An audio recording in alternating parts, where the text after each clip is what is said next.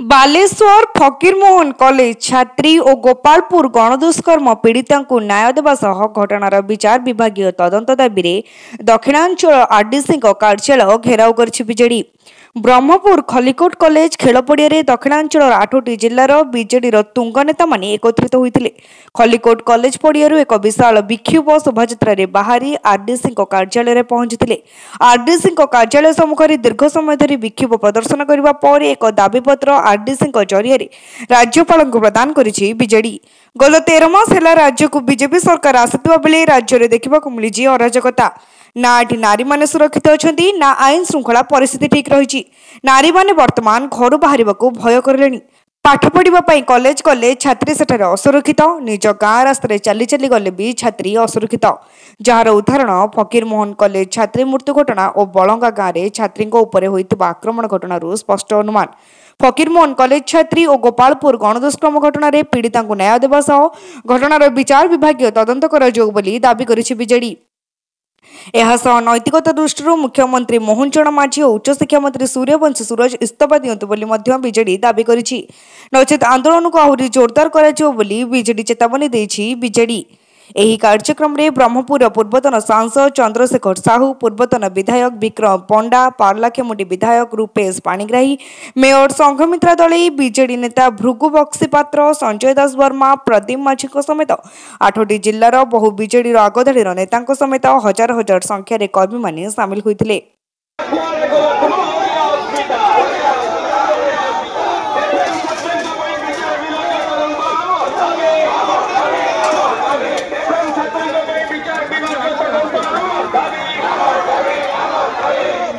अरे लोक कहले मोकड़ हातरे छाल प्राण नचई नचई नेला प्राण लोके कहले मोकड़ हातरे छाल चलिबो चलिबो चलिबो ओइला सुरक्षा पे दुष्कर्म आम समस्तंग मुंड परद कर देछि। बालेश्वर छात्री मृत्यु घटना मनर लिभा पूर्वरु गतकाली निमा पड़े निया लगाई नाबालिका को jail RDC zone Dakshinanchal RDC zone अंतर्गत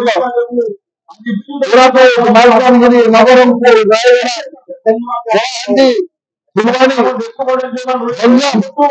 प्रत्येक दिन नारी निर्यातना होती, महिला दुष्कर्म होती एवं शिशु मान दुष्कर्म करा आज विरुद्ध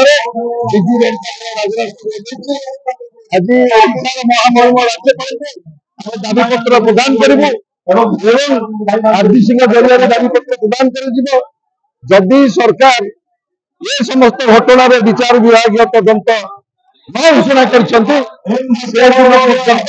लड़ई जारी रही। आज नवीन बाबू निर्देश संजय नेतृत्व में आज जो भाव प्रदर्शन रही आपण समस्त जनसाधारण धन्यवाद देती। आपण जानते आज ओडिशा राज्य में नारी माने अस्वीकृत और आज ये बता आसला आज व्हाइट हाउस ट्रम्प बसी कहते ओडिशा के जाओ ना ओडिशा महिला मैंने सुरक्षित ना प्रत्येक दिन जो भाव घटना प्रत्येक दिन जो भाव नारी निर्यातना प्रत्येक दिन जो भाव बड़ और ये अपारक सरकार इस्तीफा दिंतु ये अपारक सरकार मुख्यमंत्री इस्तीफा दिंतु सूर्यवंशी इस्तीफा दिंतु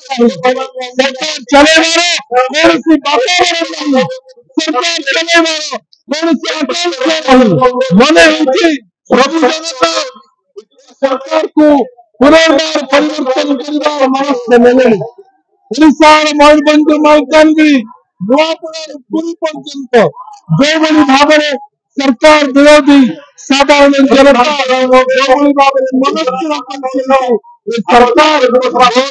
सरकार जीवा दरकार आज बीजेपी आरडीसी के सामने। ब्रह्मपुर नारायण महाकुड़ रिपोर्ट तीर्थक्षेत्र लाइव।